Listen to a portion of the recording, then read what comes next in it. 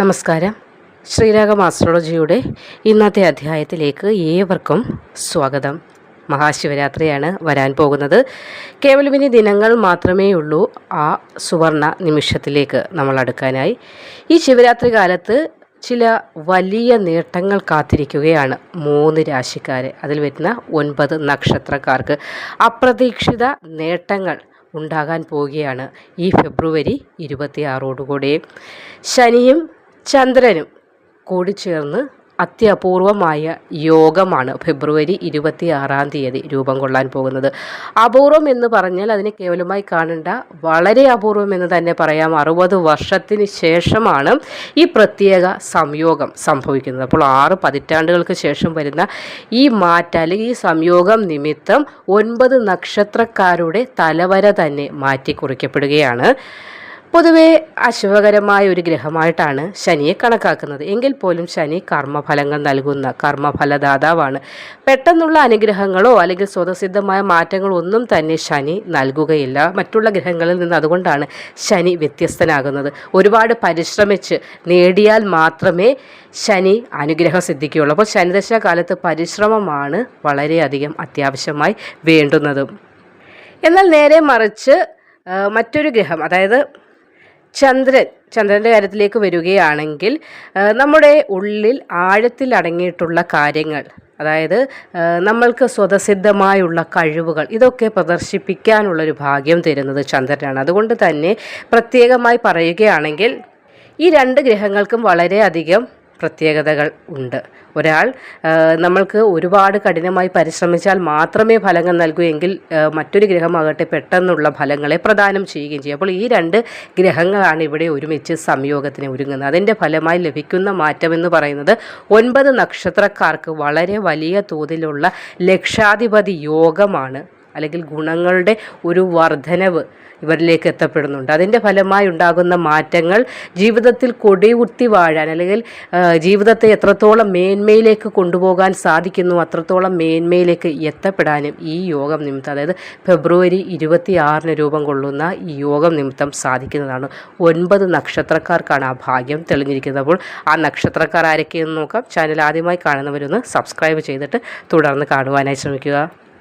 ആദ്യത്തെ രാശി മേടം രാശിയാണ്. മേടം രാശിയിൽ വരുന്ന അശ്വതി, ഭരണി, കാർത്തികയുടെ ആദ്യ ഭാഗം വരുന്ന നക്ഷത്രക്കാർക്ക് 6 പതിറ്റാണ്ടിന് ശേഷം വരുന്ന ഈ അപൂർവ സംയോഗത്തിലൂടെ ജീവിതത്തിൽ വളരെയധികം സൗഭാഗ്യങ്ങളാണ് ഇവരെ കാത്തിരിക്കുന്നത്.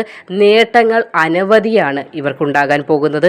ഈ രാശിക്കാർക്ക് ഇനി സുവർണ കാലമാണ് ഫെബ്രുവരി 26 ആരംഭിക്കുന്നത്. 2025 ഏറ്റവും നല്ല സമയങ്ങളാണ് ഇവരുടെ ജീവിതത്തിൽ തുടങ്ങാൻ പോകുന്നത്.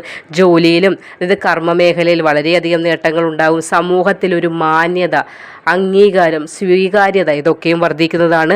സമൂഹത്തിൽ ഉയർന്ന പദവികൾ അലങ്കരിക്കാനുള്ള ഭാഗ്യം, അതായത് കളിയാക്കിയവരും പുച്ഛിച്ചവരും പോലും അന്തം വിട്ട് നിൽക്കുന്ന തരത്തിലേക്കുള്ളൊരു ജീവിത നിലവാരം ഉയർത്തിയെടുക്കാൻ നിങ്ങൾക്ക് സാധിക്കും. സാമ്പത്തിക സാഹചര്യം വളരെയധികം മെച്ചപ്പെടുമെന്നത് യാതൊരു സംശയവും വേണ്ട. ബിസിനസ് ചെയ്യുന്ന ആളുകൾക്കും വളരെ മുന്നേറ്റത്തിൻ്റെ സമയമാണ് ഈ ഫെബ്രുവരി 26 വന്നണയാൻ പോകുന്നത്.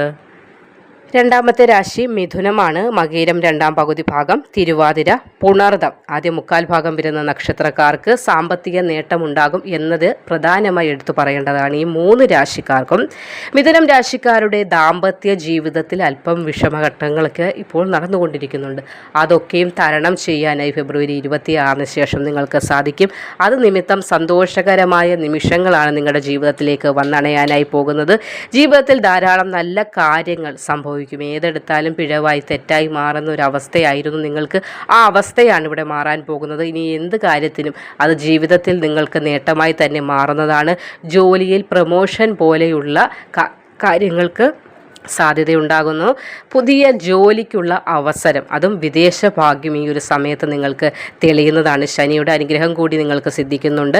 ബിസിനസ്സുകാർക്ക് ലാഭം ഉറപ്പാക്കുന്ന ഒരു മേഖലയിലായിട്ട് നിങ്ങൾ കുതിക്കാൻ പോകും. ഇതുവരെ നഷ്ടം ഉറപ്പാക്കുന്ന ഒരു രീതിയിലായിരുന്നു. എന്ത് കാര്യം ചെയ്താലും നഷ്ടമായി മാറുന്നൊരവസ്ഥ ഇവിടെ മാറുകയും ലാഭക്കുതിപ്പിലേക്ക് നിങ്ങൾ ഉയരാൻ പോവുകയാണ്.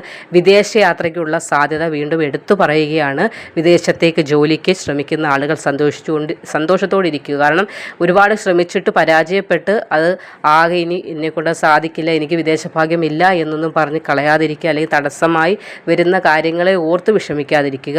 ഈ ഫെബ്രുവരി 26-ന് ശേഷം നിങ്ങൾക്ക് വിദേശ ഭാഗ്യം തെളിയുന്നതാണ്.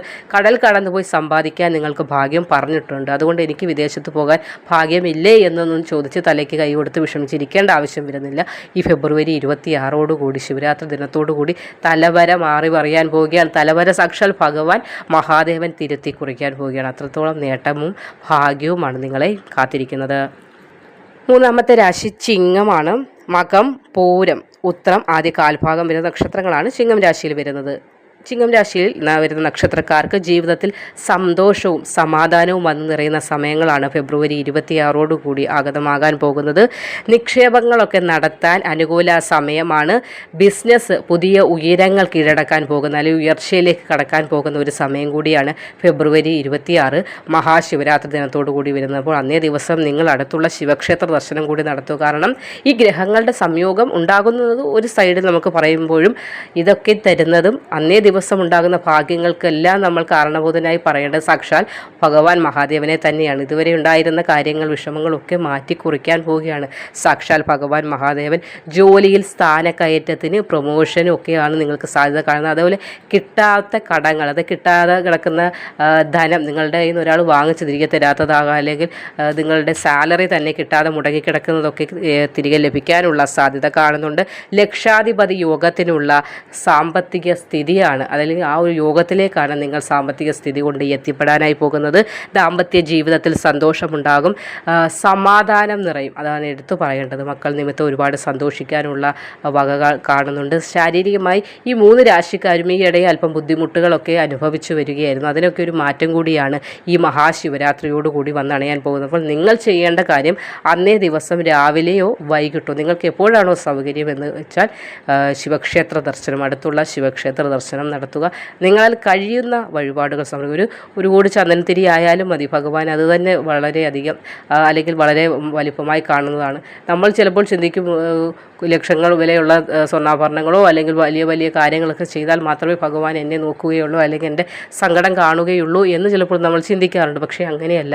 നിങ്ങൾ സമർപ്പിക്കുന്ന ആ ഒരു കൂടി ചന്ദനത്തിരി, അല്ലെങ്കിൽ നിങ്ങളുടെ കയ്യിലുള്ള 1 രൂപ തൊട്ടിനകത്ത് തന്നെ ഭഗവാൻ സംപ്രീതനാകുന്നതാണ് എന്നതുകൂടി നിങ്ങൾ മനസ്സിലാക്കുക. വളരെ നല്ല സമയമായതിനാൽ നിങ്ങളിപ്പോൾ ചെയ്യുന്ന ചെറിയ ഒരു പ്രാർത്ഥന പോലും നിങ്ങൾക്ക് വലിയ ഒരു ഇമ്പാക്റ്റ്, അല്ലെങ്കിൽ വളരെ വലിയൊരു മാറ്റത്തെ ആയിരിക്കും പ്രദാനം ചെയ്യാൻ പോകുന്നത്. കാരണം 60 വർഷങ്ങൾക്ക് ശേഷമുള്ള 2 ഗ്രഹങ്ങളുടെ ഒരു ഒത്തൊരുമയും അവിടെ വരുന്നുണ്ട്. കൂടാതെ ഇവിടെ മഹാദേവൻ തൃക്കൺ തുറന്ന് നമ്മൾ ഭക്തരെ നോക്കുന്ന ഒരു സമയം കൂടിയാണ്. നമ്മുടെ ഭക്തരുടെ അഭീഷ്ടങ്ങളൊക്കെ നടത്തി തരാൻ, ആഗ്രഹ പൂർത്തീകരണത്തിനായി ഭഗവാൻ നമ്മളിലേക്ക് എത്തുന്ന സമയം കൂടിയാണ്. അപ്പോൾ ഈ ഒരു വേളകളിൽ നമ്മൾ എത്രത്തോളം പ്രാർത്ഥനാമുഖരിതമായി മുന്നോട്ട് പോകുന്നു അത്രത്തോളം ഫലം നമ്മൾക്ക് മാത്രമല്ല നമ്മളുടെ വരും തലമുറകൾക്കും നമ്മുടെ കുടുംബത്തിന് മുഴുവനായി അതിൽ ലഭിക്കുന്നതുമായിരിക്കും. അത് മേന്മയും ശ്രേഷ്ഠമായ ഒരു ജീവൻ നയിക്കാൻ നമ്മൾ പ്രാപ്തരാക്കുകയും നമ്മളുടെ ജീവിതത്തിൽ മുന്നോട്ടുള്ള സമയങ്ങളിലൊക്കെ വരുന്ന ദുർഘടങ്ങളെ ഭഗവാൻ തന്നെ തട്ടിത്തെറിപ്പിച്ച് മാറ്റി നമ്മുടെ ജീവിതം സന്തോഷവും സുഗമവും ആയി മുന്നോട്ട് കൊണ്ടുപോകാൻ ഭഗവാൻ നമ്മളെ സഹായിക്കുന്നതുമാണ്. അതുകൊണ്ട് ഈ 3 രാശിക്കാരെ ആളുകൾക്ക് ലക്ഷാധിപതി യോഗമാണ് ഫെബ്രുവരി 26 കാത്തിരിക്കുന്നത്. നന്ദി.